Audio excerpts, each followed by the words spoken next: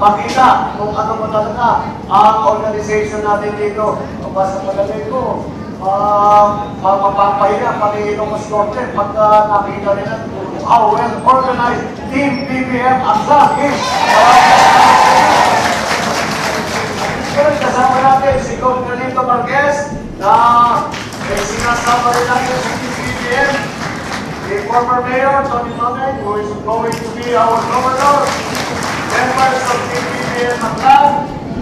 Ay maraming salamat sa inyong pagdadalo dito sa ating I suppose pwede natin sabihin para itong ribbon cutting sa pagbuwas ng ating headquarters na kahit na ngayon ay nagtatrabaho na, we can consider this the official opening ng ating headquarters dito sa lalawigan ng Aklan.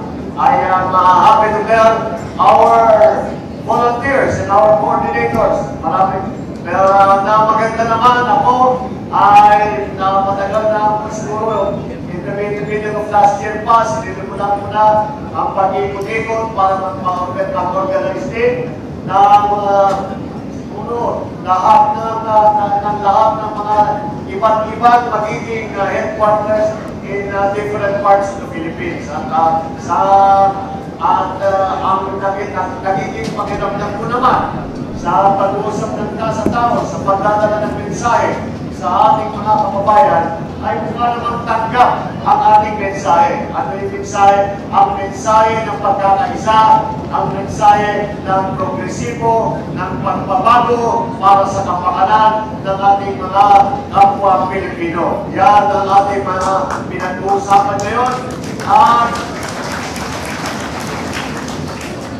nakakatuwa naman na kapag na ating pinag-uusapan, hindi lamang ang mga iba't ibang issue tungkol sa mga hinaharap ng ating mga kababayan ay tungkol din sa paano ang mga gagawin nating solusyon para sa lahat ng ating mga kababayan Pilipino.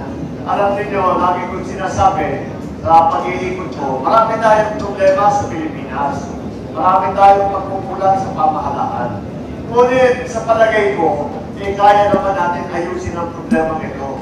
Kaya naman natin bigyan ng solusyon ang mga iba't ibang issue na inireklamo sa atin ng ating mga kababayan. Alam naman natin na paulit-ulit naririnig bilang isang public servant, bilang isang senador, bilang isang governor, bilang isang congressman, ay naririnig natin ang mga hinahin ng ating mga kababayan tungkol sa mga iba't ibang bagay, iba't ibang problema na kanilang hinaharap araw-araw. Ang mga problema, yung problema sa iligal na droga, yung problema sa presyo, problema sa maraming mahirap, kulang sa trabaho, problema sa eskwelahan, problema sa infrastruktura, yung mga bagay-bagay na yan. Sinasabi ko, alam ko na meron ganyan tayong mga iniisip hanggang sa ngayon.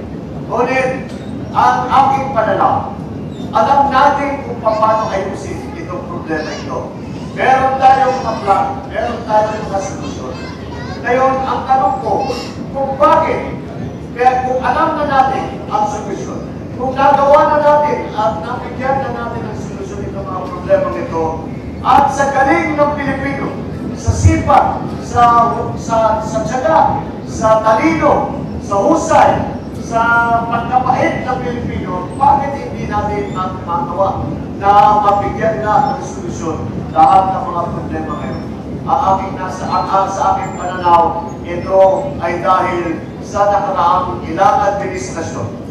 Ramdam na ramdam natin na mga leader ng Pilipinas, imbis na pinagkakaisa ang sambayan ng Pilipino, ang kanilang ginagawa ay pinagkahati-hati at pinag-aaway-away ang kapwa Pilipino alam lamang sa politika. Kaya naman tayo nagkaganito. Dahil tayo ay hati-hati sa maraming iba't ibang grupo. At pagkaya kahit anong gawin ng grupong yan, mga ibang grupong yan ay makapaliit lang ang kanilang parang tulong. Ngunit, maliwanag na maliwanag, pag ipinagsama-sama natin lahat ng Pilipino, ay makikita natin na mararamdaman natin ang pagbabago at pagpaganda ng buhay ng ating mga mamamayan. Lagi kong sinasabi na kailangan tayong bumalik sa pag-iisip, hindi lamang sa taong bayan, kung hindi sa ating mga leader. Kailangan natin balikan at ipaalala sa lahat na walang nagmamahal sa Pilipino kung hindi ang Pilipino rin. Walang tutulong sa Pilipinas kung hindi tayong Pilipino rin. Kaya, panahon na ipagkaisa. Panahon na balikan natin ang pag-iisip na tayong mga Pilipino ay dapat nagkakaisa.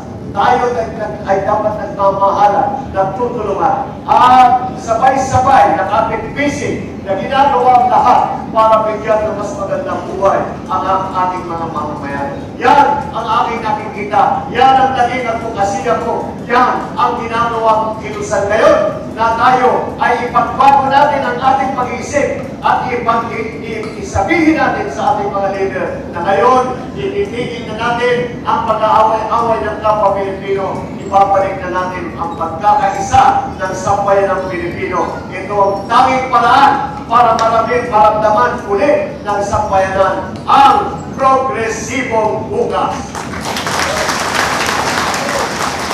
Kaya dito sa ating mga organisasyon na ito, dito sa Team BBM ng Aklan, simulaan na natin ang kilusan na pagkakaisa muli ng Pilipinas. Simulaan natin ang kampanya, ang halalan ay simula pa lamang. Yan na yung unang hakbang. Kapag tayo ay naging pagkatumpay, ipapagpatuloy natin ang kilusan na yan para makikita natin ang mga Pilipino ay binalikan ang pagka-isang bansa, isang diwa, isang gawa.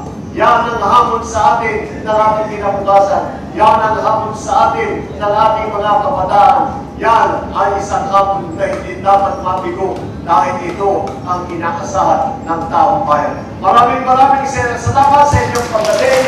Maraming salamat sa inyong suporta. Maraming salamat sa inyong paniniwala sa aking kakayahan. Iasahan po ninyo, hindi tayo mapapahiya dito sa Team BBM Aklan. Maraming salamat.